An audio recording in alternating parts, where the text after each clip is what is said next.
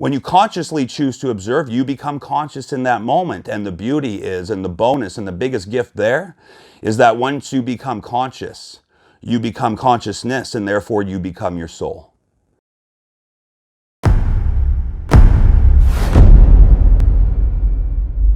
Observe non-judgment and surrender. Observe, non-judgment, surrender. And this is a practice, you guys. I'll repeat it again. Observe, non-judgment, surrender. This is a practice that we need to implement in our life now more than ever.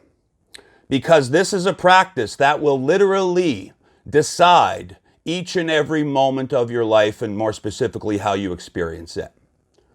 Because the typical default reaction, of course, is the ego. The ego has no consciousness in it other than it's part of consciousness, so it is consciousness, but it doesn't have light consciousness. Its own consciousness is fear. And fear does not think, it reacts. Fear does not observe, it doesn't experience, it just becomes whatever it is experiencing. Because it can't separate the two. It believes it is everything it is experiencing. It becomes the moment. So our default reaction, unless we stop and observe what we're experiencing, is going to be fear. There's no other way. So observation, when we stop and just consciously observe what we're experiencing, literally ask yourself, what am I experiencing right now? Or say what you're experiencing to yourself. I am experiencing this. I'm experiencing sadness. I'm experiencing fear. I'm experiencing guilt. Whatever the case may be. Because without saying that, without creating that observational moment, you will become fear. You will think, without realizing it, because it's a subconscious thought, but it's still a thought, I am fear. I am sadness. I am guilt. And because it default becomes it, it experiences it in a hell of a lot more intense way than it needs to. And the more intensely we've experienced something, especially negatively, the harder it is to transcend it. Because when you're in it, it's hard for you to see it. And if you can't see it, if you're not conscious of what's happening, you're just becoming it, you don't have a hope in hell of getting out of it. So observation is key for that purpose alone. More importantly, why observation is key is because when you choose to observe, when you consciously choose to observe, you become conscious in that moment. And the beauty is, and the bonus and the biggest gift there, is that once you become conscious, you become consciousness, and therefore you become your soul. So simply by choosing to observe what you're going through first before reacting, you become your soul in that moment, and therefore you give yourself a shot at reacting from your soul. And therefore, reacting in a way that not only is most beneficial to you, but also everybody else involved.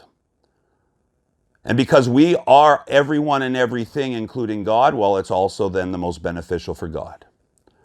So observe. And because you chose to observe, you get a choice now to follow that up with non-judgment. But you have to observe first, because only then can you choose to not judge. And why don't we judge? Because everything is what it is for a purpose. Everything is always the way it's intended to be in that moment. Maybe it's not the way you want it to be, but that's not what we're asking right now. That's not what we're talking about. God never pops out. The universe never pops up and say, yo, is this how you want it? No. It asks, how are you going to deal with this? How are you going to experience this, from fear or love? It's not going to rub your back. Is this okay for you? It's not going to do that. It's going to do the opposite. It's going to just fucking give it to you. And by just fucking giving it to you, it's saying you're a powerful son of a bitch. Do something good with this.